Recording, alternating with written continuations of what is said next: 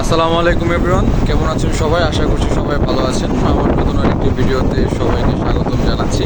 এই মুহূর্তে আমরা দাঁড়িয়ে আছি বাল্টিক সিতে। আমরা ড্রিফটিং করছি, অ্যাঙ্কর করার মতো অবস্থায় নেই আমরা। ওই দূরে আপনারা দেখতে পাচ্ছেন কিনা আমি জুম করছি, ওই যে এখানে একটা ভিএলসিসি দাঁড়িয়ে আছে। ওই ভিএলসিসিতে আমরা ডিসচার্জ করার জন্য এখানে এসেছিলাম, কিন্তু এখানে এসে আমরা আসলে ওয়েদার খারাপ হয়ে যায়, তো এই কারণে অ্যাঙ্কর করে রাখার মতো পরিস্থিতি নেই, এই জন্য আমরা ড্রিফটিং করছি।